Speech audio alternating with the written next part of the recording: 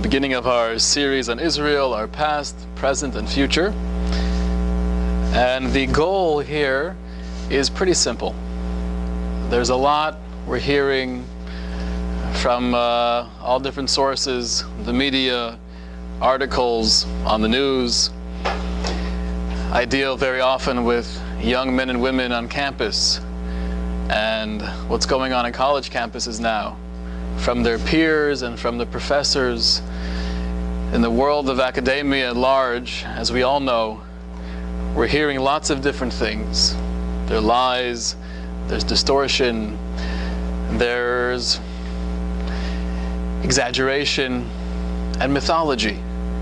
And things so easily get misconstrued and turned on its head. The goal of this series is therefore very simple. Let's just get the facts straight. What's going on? How are we supposed to be feeling? The history behind it, going through that briefly, and becoming more comfortable with how we address these issues. Oftentimes, you'll have a feeling of frustration.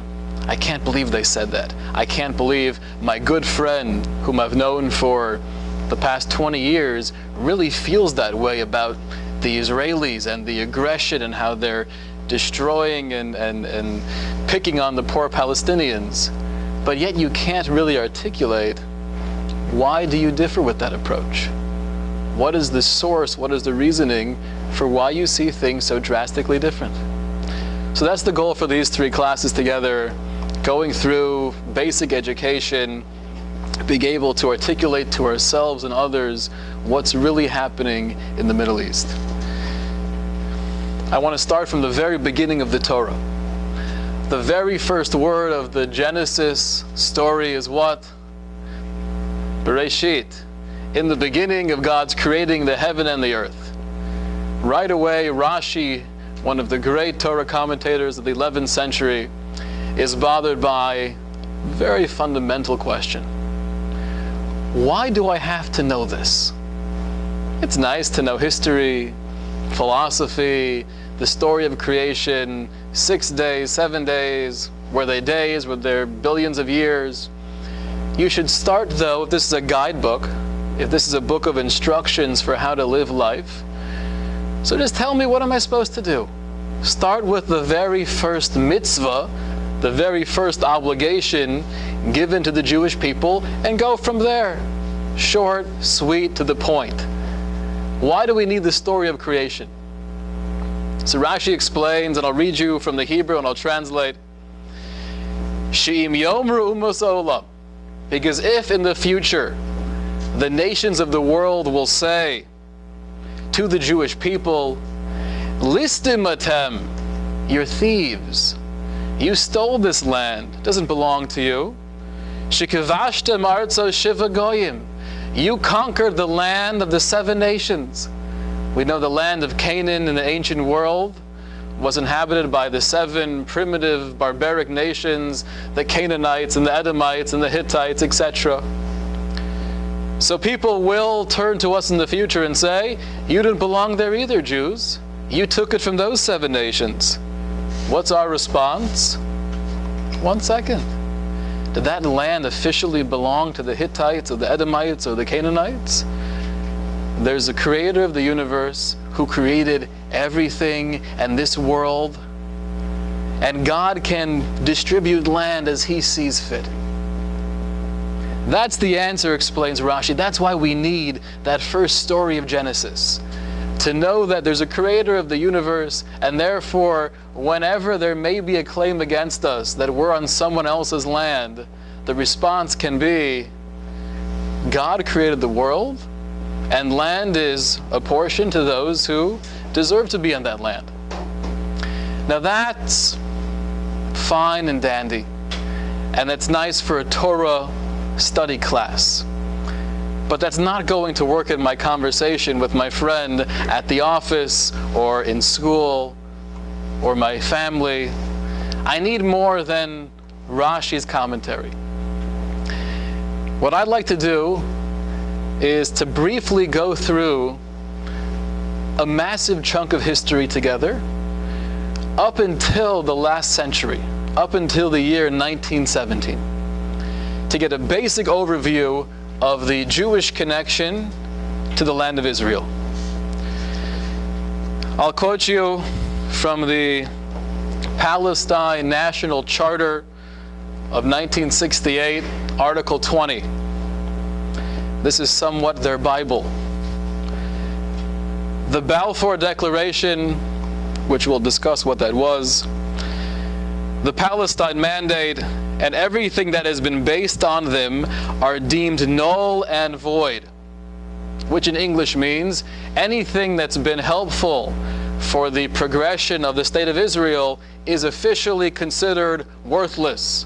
We don't respect those documents. They mean nothing to us. Claims of historical or religious ties of Jews with Palestine are incompatible with the facts of history and the conception of what constitutes statehood. I'll repeat that line. Claims of historical or religious ties of Jews with Palestine are incompatible with the facts of history. You think you had something to do with that land? You're making that up. It was a lie your grandfather told you because he was lied to by his grandfather. This is what Rashi was referring to when he said, nations will claim that you're robbers and thieves, and that's why the ammunition that we need for ourselves, our friends, and the Jewish community is education. Let's start from the beginning. Going back to the year 1800 BCE, this is the middle period of the Bronze Age, a young man by the name of Abraham, we've mentioned him before, the first Jew, as he's commonly referred to, the first communication that Abraham had with God, the two words that God said to him. He was 75 years old, nothing before that time. That fateful day, you have this prophecy, Lech lecha. God says, go to the land that I will show you, referring to the land of Israel.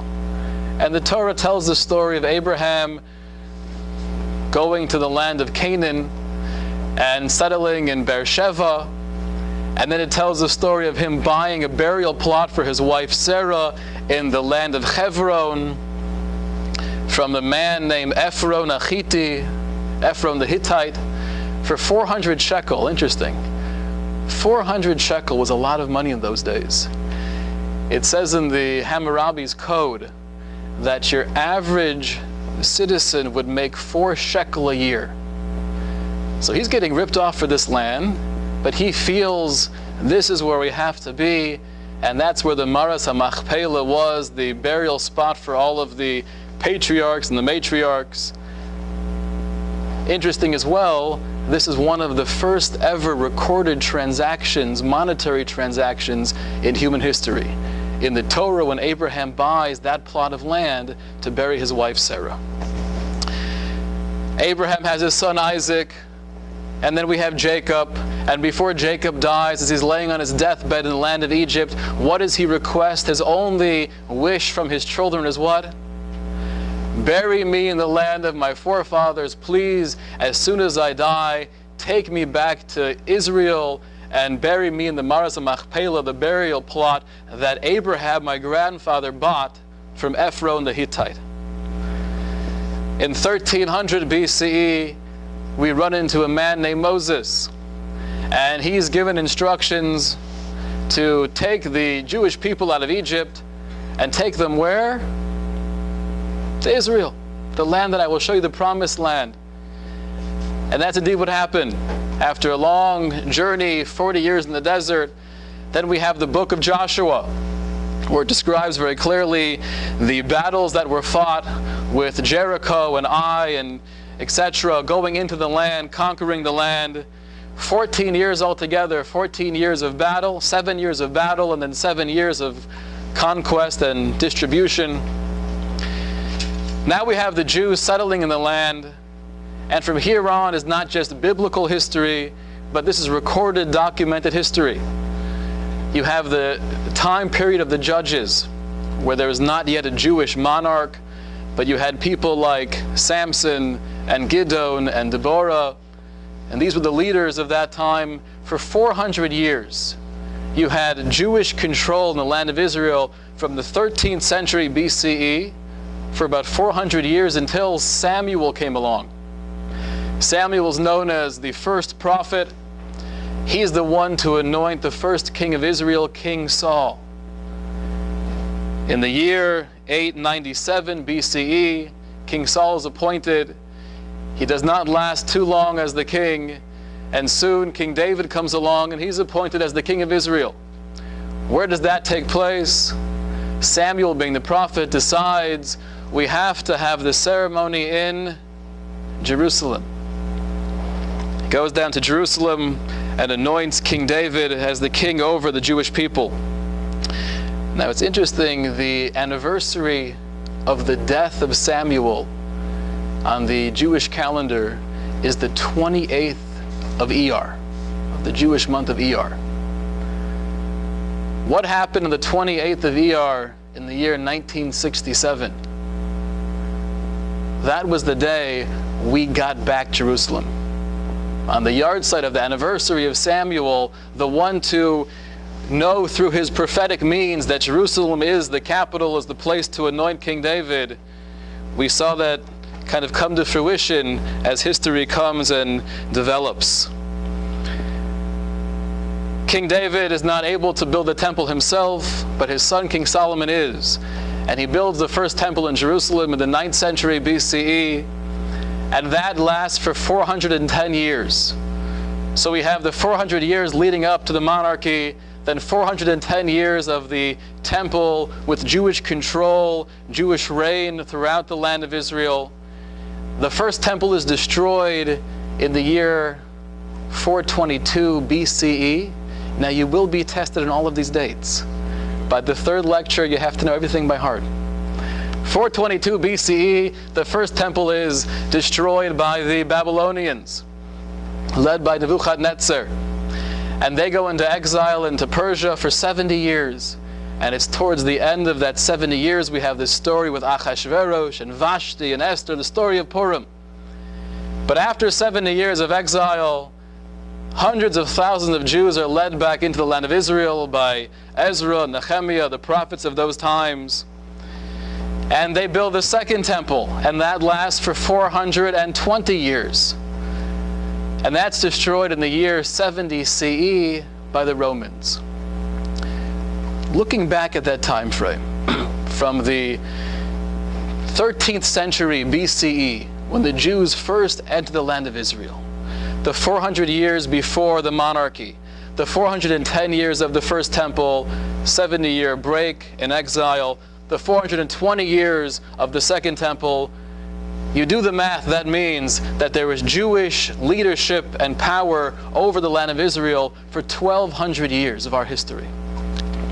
How many times is the word Jerusalem said throughout the Tanakh, throughout the Jewish Bible? More than 700 times Jerusalem is mentioned. Clearly a major theme and focus of our whole religion, our whole worldview. How many times is Jerusalem mentioned in the Quran? Doesn't mention it. What happens from the year 70 CE and onwards? Many things. The Roman Empire was in charge of the land of Israel for over 200 years. Then the Byzantines come in and they're in charge for over 200 years. Then the Persians, then back to the Byzantines, then different Muslim groups. The Turks take over. Then in the 11th century, the Crusaders come in and they're in charge for a little while. And so on and so forth until 1516 CE, when the Turkish Ottoman Empire takes charge of that area of the world, Israel included. They had power over Israel for 400 years, pretty much from 1516 until 1917.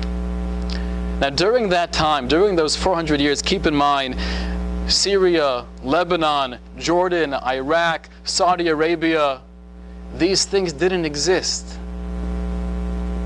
It was the Turkish Empire. 1917 towards the end of World War I, we have the British take over, the British mandate, and you always see in subtle ways how the hand of God plays a role. In 1882, there was a mass immigration of Jews into the land of Israel. Because although it was in control of the Romans and the Byzantines and the Persians and the Muslims and the Turkish, there was a constant presence of Jews throughout that entire time period from 70 CE until 1917. And many of our greatest rabbis and leaders throughout the centuries made it their hope and prayer to one day be able to kiss the ground of Jerusalem. The Ramban, Rav Moshe ben Nachman, one of the greatest rabbis of the 1200s of Spain, he speaks about his love for Israel, his desire to one day return, and he did it when he was in his 70s. He made it to Israel. He established the synagogue of the Ramban, which is no longer in the state it was before, but it's been moved to the old city. Rabbi Yehuda Halevi, one of the great Jewish philosophers of the 1100s, also in his writings and his poetry, it's clear his love for Israel and Jerusalem, and he made it there by the end of his life. This was the yearning of the Vilna Gaon, the great mind of the 1700s, and his disciples were among the first people to really make aliyah and start transforming the swampland into fertile ground for Jews to come and live centuries later. So the Jewish presence in Israel has been constant. 1882, there's a mass immigration, and then in 1917 the British take over. At this time, there were about 100,000 Jews living in Israel, and around 600,000, I think the population was around 600,000 Jews, making up 1/6 of that population, with most of the people living there at the time Arabs. Arabs from when? From 30 years prior. The majority of the Arabs living there in 1917 came 30 years prior, when the mass immigration of Jews came to Israel, and through their farming and building, they created a job structure, an infrastructure for people to have economic stability. And that brought in many other people as well. Chaim Weizmann has a conversation with Mr. Balfour. Balfour suggests, I understand you need a state for the Jews. Try Uganda. And that was a suggestion of Theodor Herzl as well. Weizmann's response is, would you take Paris over London? To that, Balfour says, listen, we already have London. Weizmann looks him in the eyes and says, Mr. Balfour, we've had Jerusalem from the time that London was a marsh.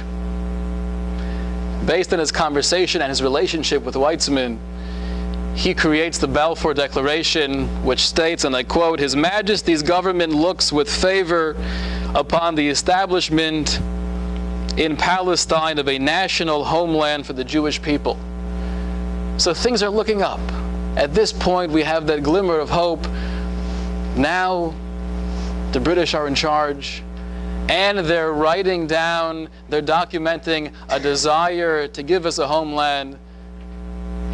Doesn't come to fruition quite yet. In 1921, a new country is formed, and they call it Iraq. In 1922, Jordan is created. And even though they have this promise of the formation of a Jewish homeland, for some reason, it's not getting done. With all this country making going on, they forgot about Israel. Why were they so interested in creating Iraq and Jordan? Because they have a lot of oil. In those areas of the world, there's a lot of oil, and they wanted that connection. Israel, though, was not yet on the map. So what we've done so far is, briefly in a nutshell, we've went through many, many centuries of Jewish history leading up to 1917, the end of World War I. I want to stop here with the history, and God willing, we'll continue next time with the last 100 years, getting into the present. Now, normally if you'd have a 3-part series on a topic like this, you would start off, the first lecture is pretty much all history, and the second lecture is getting more into what's been going on recently, and the third lecture is, okay, what can we do? Let's talk down to earth, practicality. What can I do to make a difference? In this case, though, we're going to deviate, because we have with us tonight a very special guest. This is a man who has spent his life working on behalf of the Jewish people, trying to teach and bring clarity to Jews and the world alike. Joshua Karsh is AIPAC's Florida Deputy Regional Director. He's responsible for creating the strategic direction and supervising the daily operations for one of the largest AIPAC offices in the United States of America. He himself has been in the political scene. He's been responsible for managing the political campaigns for members of Congress, representatives of the Florida State House, and numerous local mayors and commissioners. He knows politics, he understands how that world works, and at the same time, he has an intimate relationship with Israeli politics. He knows what's happening on the inside, so to speak. So it's a wonderful privilege and pleasure that we have Joshua Karsh here, and he's going to help us. We're going to jump straight forward, fast forward, and help us get involved with what can we do, practically speaking. Joshua Karsh.